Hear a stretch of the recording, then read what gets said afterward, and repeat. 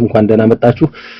አንዳንድ ወንድሞች ያው ይገባሉ ቆየት እያሉ የዛሬ ፕሮግራማችን ያው ከሰሞኑን እንግዲህ ጽምዶ በሱዳን በሚገርም ሁኔታ ሱዳን ላይ አንድ ስብሰባ አካሄዶ ነበርና እዛ የነበሩ ሁኔታዎችም አሉ። ከዛ በተጨማሪ ደግሞ እንደ አጠቃላይ በተለይኛ ከህዋት ጋር መስራት ያለው መዘዝ ያመጣው መዘዝ ምንድነው? በአጠቃላይ በትግላችን ላይ ያመጣው መዘዝ ምንድነው? ለወደፊቱ ሊያስከትል የሚመጣው ችግር ምንድነው የሚለውን እነዚህ ሁለት ነጥቦች ነው ዛሬ የምንወያይ። ብዙም አንቆይም። አንድ 3 በጣም ከቆየ 3 ሰዓት ምናምን ነው እንቆይም።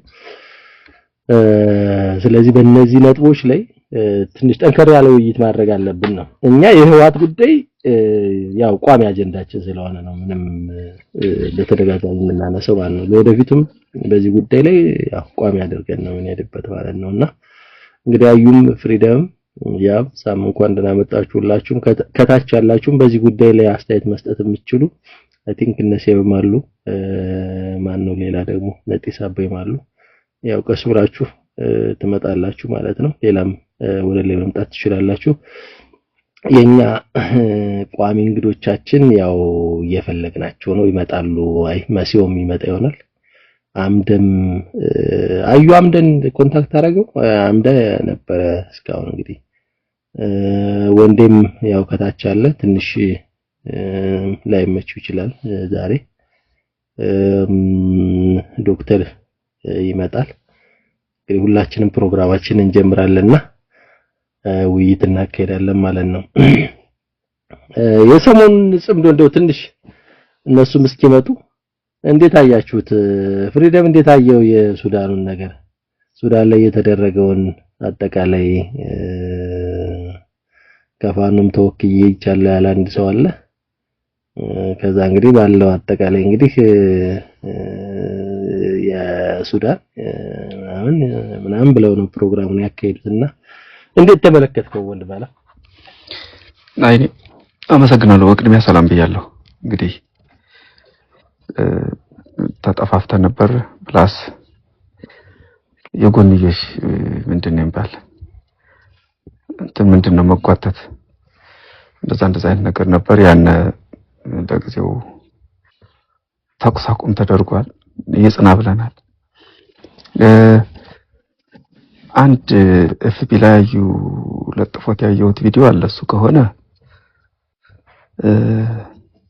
ስለ ቀጭኑ ሰውዬም በደንብ አርጎ ማብራሪያ ጽፎ አይቼዋለሁ። አዩ ስሙን ጠቅሶ ምናምን በሱ ጉዳይ ከሆነ እንግዲህ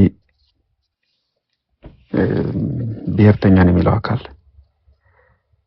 እኔ ሌላ ቪዲዮ አላየሁም። ማለት በፋኖ ተወካይ ተውሎ ሄደው አንድ ሰው ንግግር ምናምን ሲያደርግ ወይም በፎቶ በቪዲዮ ምናምን አላየሁትም። ሌላ የወጣ ቪዲዮ ካለ እንግዲህ እናንተ አስተያየት ሰጡበታላችሁ ጨመራችሁ። ከዛው ብሔርተኛ ነው የሚለው አካል ድርጅት መስርቶ አፋብን ሚል መጥቷል። ድርጅቱን ከመጀመሪያው ካልደገፉት ሰዎች መካከል አንዱ ነኝ እና ተሰራላችሁ ሲባል አንሰራም ያሉ ያዳድጡና አሁን ከሆነ ብንሰራ ምን ችግር አለው በሚል በደጋፊዎቹም አንዳንድ በመጡ ሚዲያ ላይ የሚጠቀሙ ፋኖችም ይናገራሉ። እንዲያውም በጣም ቀለል አድርገው ከነሱ ጋር መስራት መጻመዱን በጣም እንደ ጥሩ አጋጣሚና እንደ ትልቅ ነገር ርስትን እንደ ቁራሽ መሬት ያደረጉ ይናገሩ እና አለማምደው መምጣት ፈልገዋል። እንደውም በነገስታቶች ጊዜ መርዝ በትንሽ ሲሲ ከምግብ ጋር ያደረጉ ይበላሉ በትንሹና የሰውነታችን የዲፌንስ ሜካኒዝም ኢሚዩኒቲ እንትኑ እንዲለምደው ከዛ በስፋት በድግስ ቦታ ምናምን ሲሄዱ ነገስታቶች ሊመረዙ በታሰበ ጊዜ ሰውነታቸው አዳፕት ስለሚያደርገው እንዳይመረዙ ይጠቅማል። እንደዛ ነገር ነው እንግዲህ አዳፕት እንድናደርገው ለማለማመድ የፈለጉ። ቅድሚያ ግን መረጃው እንግዲህ በቅርበት ስለምትከታተሉ ለእናንተ አይጠፋችሁም። ሌሎችም በቅርበት መረጃውን ያወጡት ነበር። ስለዚህ ያ ደግሞ ማንን ይጎዳል? ትግሉን ይጎዳል ነው። እንዴት ትግሉን ይጎዳል? በቅድሚያ ተገደልን ብለህ ስትወጣ ጠላት ይኖራል። ጠላትን ደግሞ አንቀህ ስልጣን ስትይዝ አንቀህ ለፍርድ የምታቀርብበት ነው። በህይወት ካለ ለፍርድ ታቀርባለህ፣ ህዝብን ካሳ ትክሳለህ።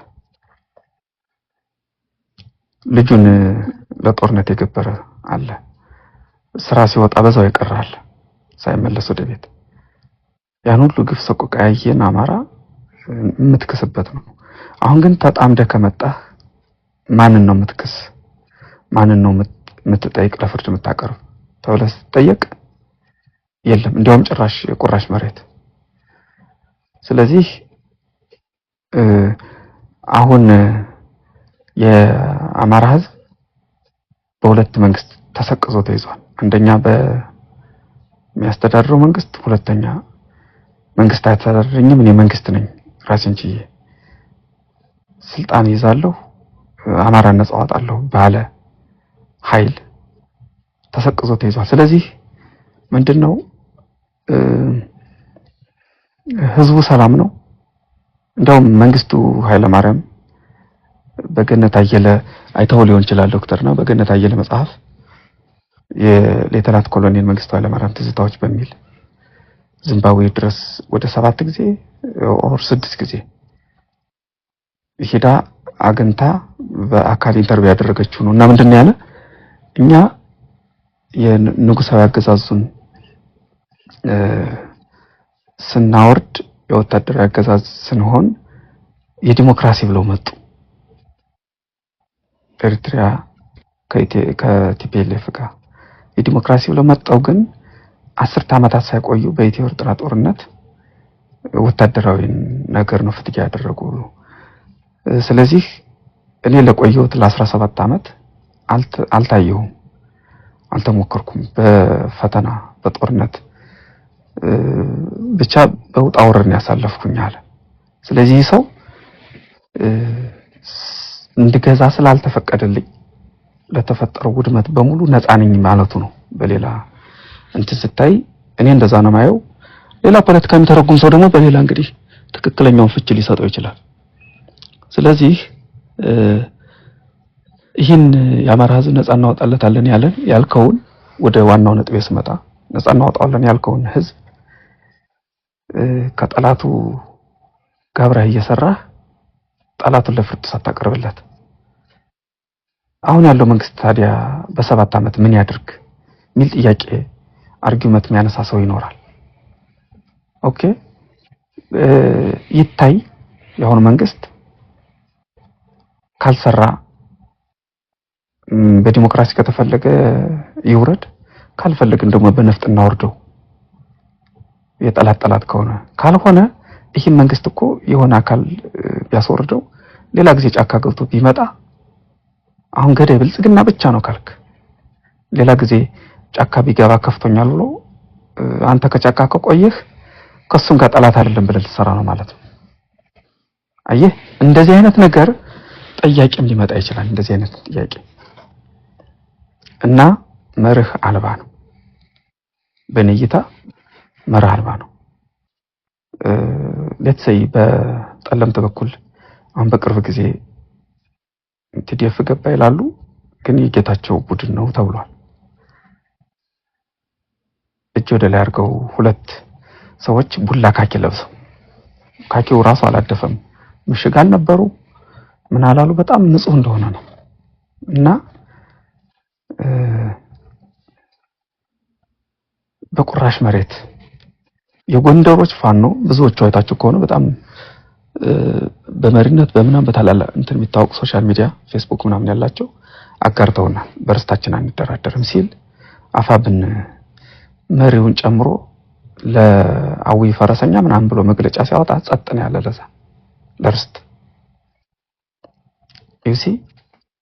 ስለዚህ ድርጅቱ ሪፎርም ይፈልጋል የሚል እይታ አለኝ። ካልሆነ ግን እኔ አላቅም ፈርሶ ሌላ ንጹህ ታጋይ ነው የሚለው እጅ ላይ ቢገባ የሚል እይታ ነው ማስቀመጥ። እኔ ይህን ቅድም ኤግዛምፕል አሁን ለሚገዛው መንግስት ያቀረብኩት እሱን እንደ ደጋፊ አይቶ አንሻወር ነገሮችን የሚወስድ ካለ እኔ ደጋፊ አይደለሁ።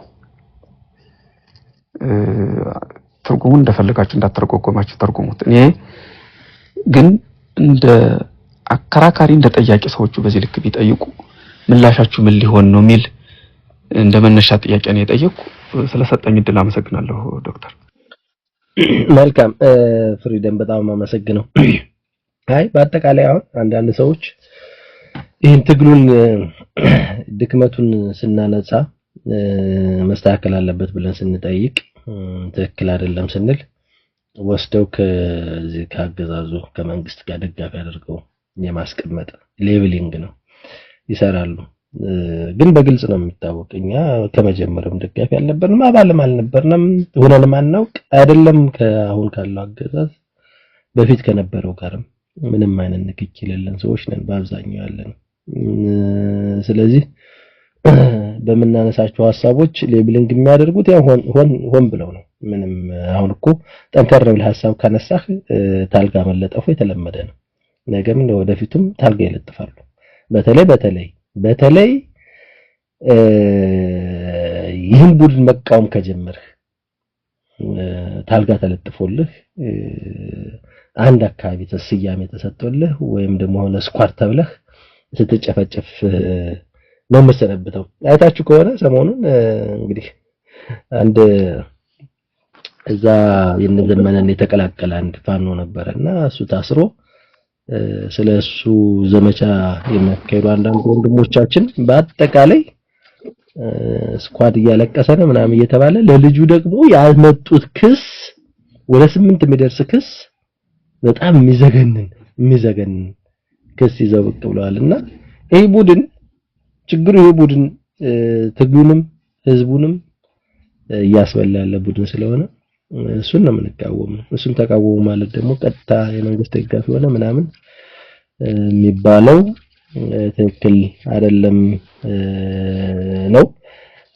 ጽምዶ በጣም የሚያሳፍረው እንደምታውቁት ትግል የወጣነበት ዋናው ምክንያታችን ዋናው መሰረታዊ ምክንያት የሚባሉት 8ቱ የትግሉ ዋና መነሻ ምክንያቶች 8ቱም ጥያቄዎች መነሻቸው ዋናው የህዋት አገዛዝ ነው። ሌላ ነገር የለም። 8 ጥያቄዎቹ ማለት ነው። ከትርክት ጀምሮ ያለው ማለት ነው።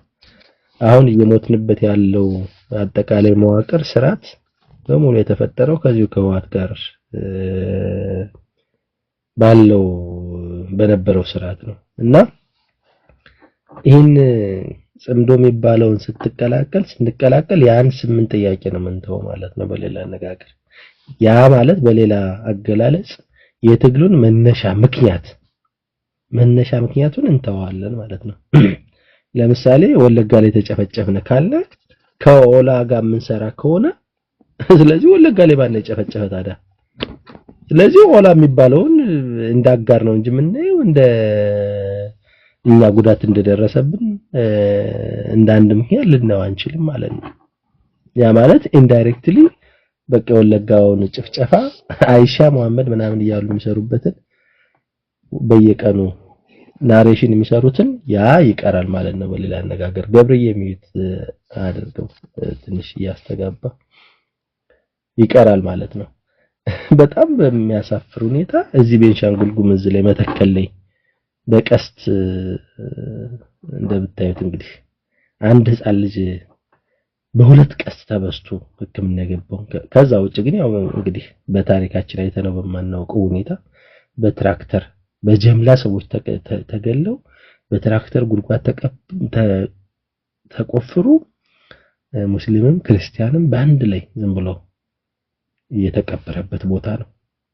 ያን ያደረገው በአብዛኛው የጉምዝ ታጣቂ ነው። ምንም ተጠቃሚ በሌሎች ከጀርባው ህዋት አለ የሚለው ያስማማናል አለ። ግን ዋናው ደግሞ ከፊቱ ነው ሲገል የነበረው ይሄው ታጣቂ ነው። ይሄን ታጣቂ ሄዶ ከዛሬ ጀምሮ የጉምዝ ታጣቂ ወንድሞቻችን ናቸው ጠላቶቻችንም አይደሉም በጭራሽ ተተናዋል የሚባል ናሬሽን ተሰራ ማለት ነው። ያ ማለት በቃ እነዚህ ሰዎች በፈጸሙት ወንጀል እንጠይቃቸው አንችልም የሚል ናሬሽን ነው። ስለመተከል አንድ ቀን ተወርቶ አይታወቅም።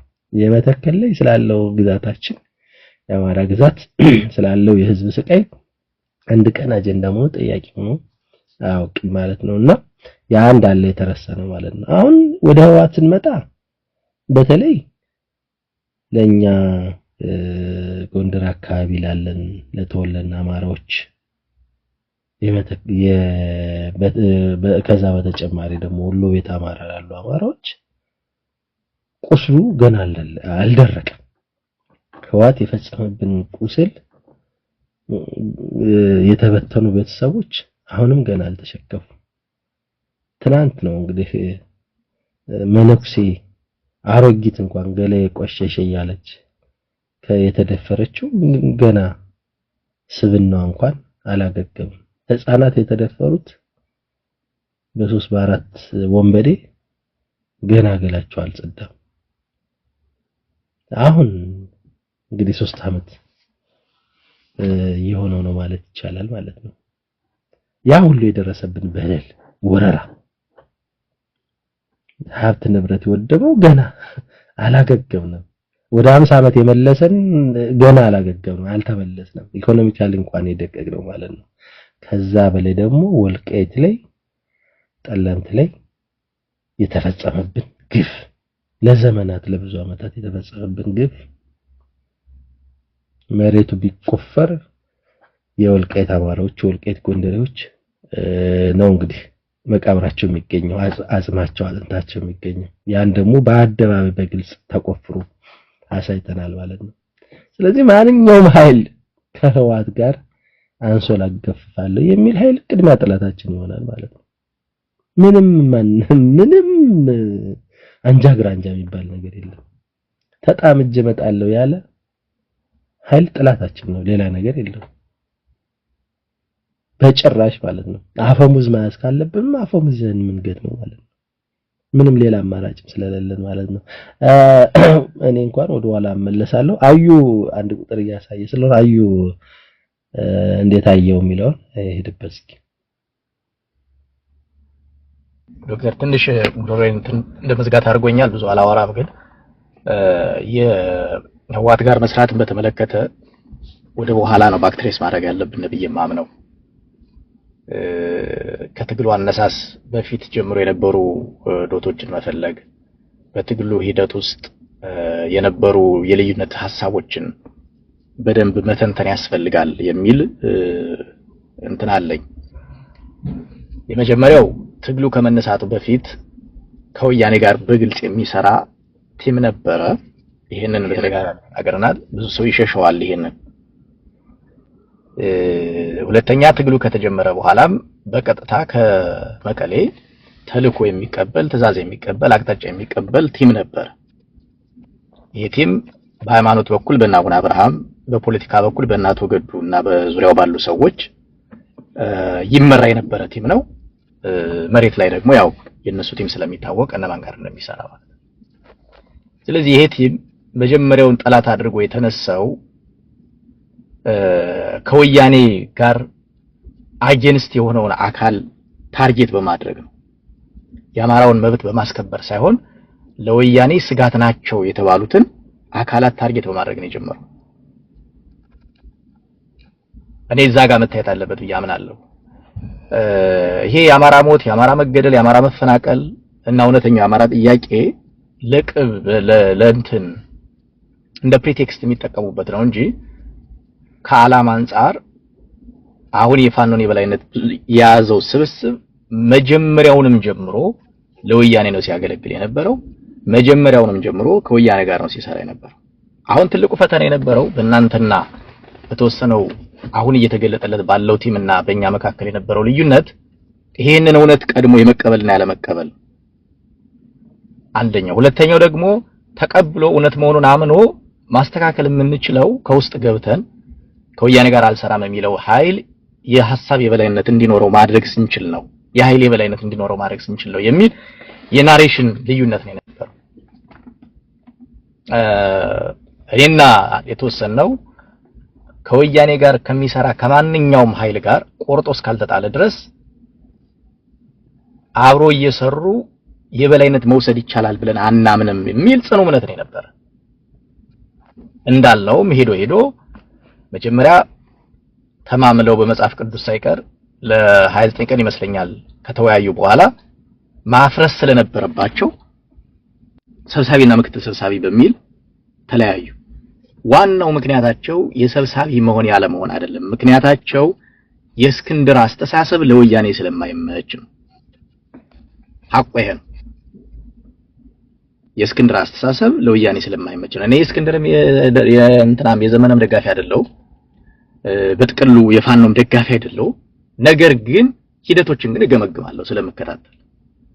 በዛን ጊዜ አብዛኛው ሰው የሚረዳው የነበረው በቃ እስክንድር የዶላር ብዝ እስክንድር የእንትናን በገንዘብ ገዝቶ ምናምን የሚል ዘመቻ ያደርግ ነበር። እኔ አውዝ ላፊንግ በወቅቱ ምክንያቱም እስክንድር አንደኛ ሜንታሊቲው ይሄ ከገንዘብና ከእንትን አንፃር የምትገዛው ሰው አይደለም። ሜንታሊቲ ሰው የሚገዛም አይደለም።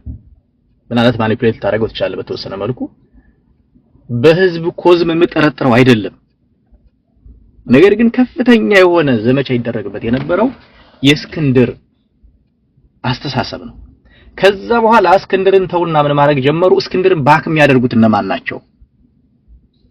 ናቸው እስክንድርን የሚደግፉት የሚል። ስለዚህ እስክንድርን ደጋፊዎቹን ከኋላ የሚመካባቸውን ከመታናቸውና ካዳከምነው የኛ አስተሳሰብ ወደ ላይ ይመጣል የሚል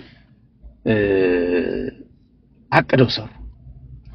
ያን ጊዜ አብዛኛው ሰው እስክንድርን ስለሚጠላ እነ ፍሪደም መዚ ያሉ ባይዞይ እነሱም ጭምር ነበሩ የዶላር እዚህ እስክንድር እዚህ ምናምን የሚለውን ሐሳብ ይገዙት ነበር። ዋናው ግን ምክንያታቸው ያኛው ቡድን ዋናው ምክንያቱ የእስክንድር ያለበት አስተሳሰብ እሱን ከኋላ ሆዶ ፑሽ የሚለው ፋይናንስ የሚያደርገው የፖለቲካ ድጋፍ የሚያደርግለት ስብስብ ለእስክንድር የማይመች ስለሆነ ነው። የመቀሌው ስብሰባ ላይ እስክንድር ደረቅ ነው ወይንም ደግሞ ግትር ነው፣ አይ ቲንክ ደረቅ አይደለም ግትር ነው፣ ስለዚህ እናንተ ጋር ለመስራት እነ እስክንድር አይነት ሰዎች በዙሪያቸው አሉ ተብሎ ሲነሳ የእስክንድርን ጉዳይ ለኛ ተውት ብሎ ነው ቃል በቃል የመጣ ያቡድ። ስለዚህ የአስተሳሰብ የድርጃጀት ልዩነቱ በአስተሳሰብ የተመራ ነው። በኋላ እንደተባለውም ያ ሁሉ ኃይል ይዞ የነበረው የአፋድ የሚባለው ስብስብ እየተዳከመ ሄደ። ለመዳከሙ ደግሞ እንደ ምክንያት የተጠቀሙበት ፖለቲካን ካፍንጫቸው ስር ብቻ መረዳት የሚችሉ መተንተን የማይችሉ አእምሯቸውን መጠቀም የማይችሉ ስድብን እንደ ትግል ስልት ልዩነትን እንደ ዕውቀት አድርገው የሚሰሩ በዛው በፋኖና በፋኖ ደጋፊ ያሉ ሰዎችን ከመጠን በላይ እንዲጮሁ በማድረግ የወያኔን አስተሳሰብ የሚቃወመው ቲም ላይ ከፍተኛ ካምፔን እንዲደረግበት ተደረገ። ለዛ የሚሆን ምቹ ሐሳብ ምቹ ሐረግ ይመዘዝለታል። ለዚህ ለስብስቡ ለምሳሌ ግራና ቀኝ መገምገም መተንተን ለማይችለው በልኩ ይሰጠዋል ማለት ነው። በልኩ ለምሳሌ ለኛ አካባቢ ለጎንደር አካባቢ ልጆች ምን ብለው ይሰጧቸዋል? የአፋድን እኮ የያዘው የደቡብ ጎንደሩ አካባቢ ነው ይሏቸዋል። ለኛ ለዚህ ለቁንጽሉ አካባቢ ማለት ነው። ለጎጃሞቹ አካባቢ ይሄዱና እስክንድር እኮ ጎጃሜ ነኝ የሚለው ውሸቱን ነው፣ ጎንደሬ ነው፣ እንዲያውም የሸዋና የጎንደር ቅልቅል ነው። እሱ ይሄን ሁለቱን ጎንደርና ሸዋን ወደፊት ለማምጣት ነው የሚታገል ይሏቸዋል። እዛ ትንሽ አቆረፉ ነበሩ። እዛ የታድርግ ገብሬ ሌሎቹን አካባቢ ደግሞ እንደዚህ አይነት ቻሌንጅ የሚያደርጓቸውን ደግሞ ይሄዱና እስክንድር ኢትዮጵያንስት ነው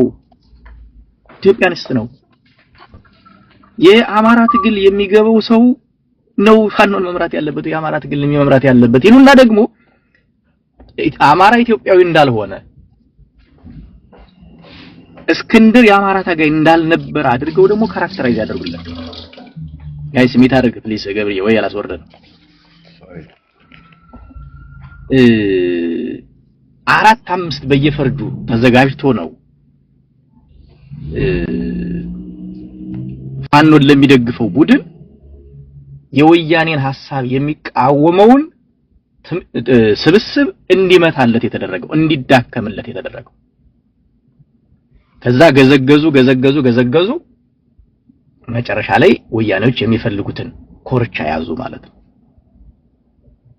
በዚህ ረገድ አብዛኞቻችሁ የፋኖ ደጋፊዎች አሁን ለተፈጠረው ጽምዶ አመቻች ኢኔብለርስ ነበራችሁ። አውቃችሁትም ሆነ ሳታውቁት አምሹር ይሄ እንዲመጣ ፈልጋችሁ አይመስለኝም። ነገር ግን በእናንተ ግምገማ ውስጥ ማለት ራሳችሁ ተናገሩ ትችላላችሁ። እዛው ቀረብ ብሎ ነው ማስተካከል የሚቻለው። ወያኔ አቅም እንዳይኖረው ወያኔ አስተሳሰብ እንዲደፈቅ ማድረግ የሚቻለው ቀረብ ብሎ ነው ብላችሁ ታምኑ ነበር። እኛ ደግሞ ኖ ይሄንን ካንሰር የሆነ ቡድን ባለመጠጋት ቆርጦ በመጣል አትጠጋይ በማለት ነው ማሸነፍ የሚቻለው የሚል ጽኑ እምነት ነበረ። ከሌ ትክክል ነው ከሌ ስህተት ነው ወደሚለው መሄድ አይደለም። እውነታው ግን አሁን የምናየው ዛሬ ከጽምዶ ጋር ሱዳን ላይ ያየነው የሸዋ አማራ ከ14ኛው ክፍለ ዘመን ጀምሮ ትግራይን ሲጨፈጭፍ ነው የኖረው ትግላችን ሸዋን ማጥፋት ነው የሚለው ንግግር ዛሬ የሰማነው የፋኖ የዚህ አራቱ ስብስብ ላይ ስብሰባ ላይ አዲስ ነገር አይደለም።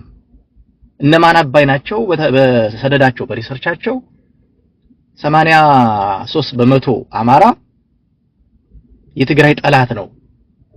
ከዚህ ውስጥ ደግሞ በዋናነት ትግራይን ያጠፋው የሸዋ አማራ ነው ብለው በሰነድ ጽፈው ሲታገሉ የኖሩ ናቸው። ትናንት ሱዳን ላይ ጽምዶ መድረክ ላይ እየሰማነው የጄኔሬሽናል የሆነ የትግራይን የማጥፋት ስራ ነው ሲሰሩ የኖረው የሸዋ አማራ የሚለው አዲስ ነገር አይደለም። ይዘውት ነው የቆዩ። ዛሬ ድጋሚ የተናገሩበት ምክንያት እድሉን ስላገኙ የበላይነትን ይዘናል ለኛ የሚታዘዝ ስብስብ አግኝተናል ብለው ስላመኑ ነው። አንፎርቹኔትሊ የዚህ ስብስብ ውስጥ በተለይ የነመከተው ኃይል መኖር ያሳዝነኛል። የኛዎቹ መቼም አንዴ ምን እንዳስነኳቸውም አይገባኝም። ቢያንስ የነመከተው ይሻላል ተብሎ የሚታሰበው ስብስብ የሸዋው ስብስብ በዚህ ውስጥ መገኘቱ ይገርመኛል። እንግዲህ የነሱ ተወካይ በተገኘበት ነው በዛ ልክ የሸዋ አማራ ሲነገር የነበረበት ሲገለጽ የነበረበት ቪዲዮ ካላችሁ በትግርኛ አጋሩ አይታችሁታል ብዬ አስባለሁ። ስለዚህ ይህ አስተሳሰብ ዛሬ ኦቨርናይት የመጣ የፋኖ ትግል አቅሙ ስለጠነከረም ሆነ አቅሙ ስለደከመ ከከሌ ጋር መስራት አለብኝ ብሎ ይዞት የመጣው አዲስ አስተሳሰብ ሳይሆን ፋኖ ትግል ከመጀመሩ በፊት ጀምሮ የነበረ ኔትወርክና አጋጣሚዎችን ሲጠብቅ ቆይቶ የኔ ተቃራኒ የሆነው ኃይል ደክሞልኛል ብሎ ወደፊት በአደባባይ የመጣበት ነው። የሱዳኑ ጽምዶ ስብሰባም ሆነ ትናንት አስረስ የተናገረውም ቃለ መጠይቅን ከሰማችሁት ለኔ አዳዲስ ነገሮች አይደሉም። አሁን አዳዲስ ነገሮች አይደሉም ብቻ ሳይሆን እኛ የምናውቀው እውነት በምን መልኩ ብንነግራቸው ነው ሰዎች የሚገቡት የሚረዳቸው የሚለው ነው ጥያቄ። በምን መልኩ ወያኔ ስጋ ለብሶ ላታዩ ትችላለህ። በአንተ ውስጥ ግን ያንተን ኢንትረስት አሳልፎ ከመስጠትና ከመውሰድ አይቆጠብም። እንደምታውቁት የወያኔ ፍላጎት ግልጽ ስለሆነ እሱ ልተነትን አልችልም። ዛሬ ይሄንን በአደባባይ መስራት አለብን እንችላለን ብሎ ሲመጣ የማይረዳው ኃይል መቼ ሊረዳ እንደሚችል ነው የማይገባኝ።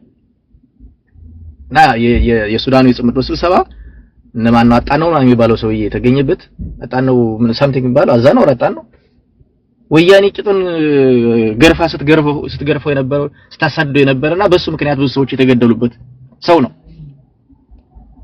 ዛሬ ግን ተመልሶ ደግሞ ይለው እነሱ ጋር ስብሰባ ላይ አይተነዋል። እኔ ምን እንዳስነኳቸው ሁሉ ግራ ነው እየገባኝ ያለው አንዳንድ ሰዎች። ለማጠቃለያ ያክል ዶክተር ሐሳቤን ጉዳዩ አሁን የተጀመረ አዲስ ክስተት አይደለም።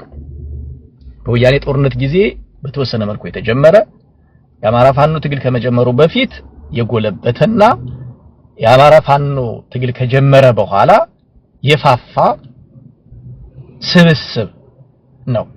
ይሄ ግን በወቅቱ አማራ በየቦታው ይገደል ስለነበር የሥርዓቱ ከመጠን በላይ ደግሞ አማራን ይጨቁን ስለነበረ ወይም እየጨቆነ ስለሆነ ለብዙሃኑ አማራ የሚታየው ከክልል ውጭ የሚገደለው አማራ ነው እንጂ ወያኔ በውስጣችን ሆና በዙሪያችን ሆና የምትሰራው ስራ አልነበረም። አሁንም ለመታየት ትንሽ የሞከረው ዶክተር እንትን እየወጣ ነው ቪዲዮ።